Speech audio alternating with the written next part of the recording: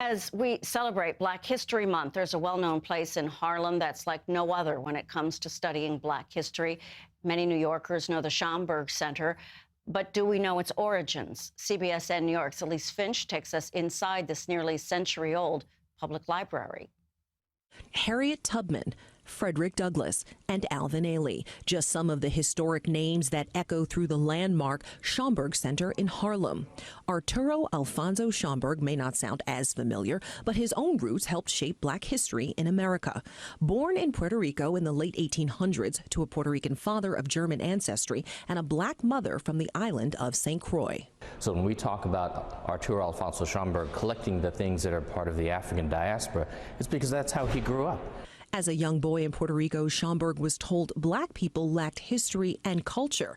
That set him on a lifelong mission around the globe to collect the evidence that would prove otherwise. Arturo Schomburg was ahead of his time. The term that we use colloquial now about the African diaspora was something that he actually understood during the period of the Harlem Renaissance, if not before. He knew that the dispersal of our people around the world took our art, our literature, and our customs everywhere, and he spent his adulthood trying to find those pieces, those vindicating evidence, as he called them. So during the Harlem Renaissance, people actually went to Arturo Schomburg's home to actually research and to learn things. After moving to Harlem as a teenager, Schomburg collected more than 10,000 rare books, documents, artifacts, and artwork. And it was from noticing that collection that people in this community who were also trying to find out more about their history and culture said, well, maybe we can do something to get Mr. Schomburg's collection here.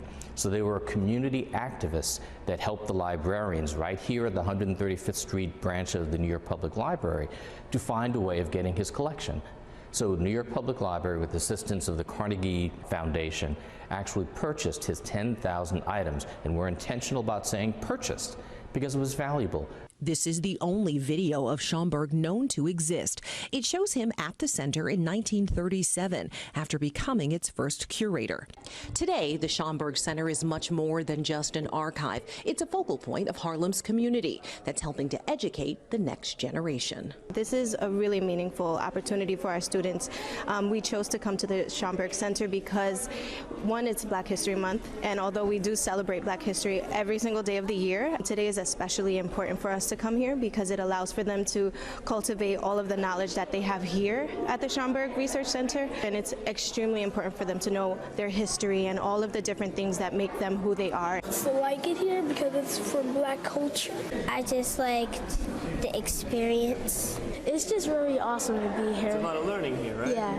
I tell young people all the time, there is no course, there is no curriculum, there is no major, there is no PhD that one can get where you learn everything there is about the people who came from Africa. The Schomburg Center's first 10,000 items have now grown to a collection of more than 11 million. There's always new literature, there's always new scholarship.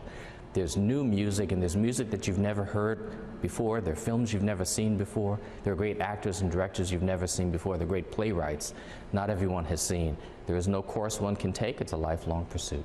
Every month is Black History Month here. In Harlem, Elise Finch, CBSN, New York. We'll have a special right here on CBSN New York where you can see all of our Black History Month reports. Catch it several times this weekend, beginning Saturday at 10 a.m., then at 4 p.m. and 10 p.m. On Sunday, you can watch it at 5 p.m. and 10 p.m.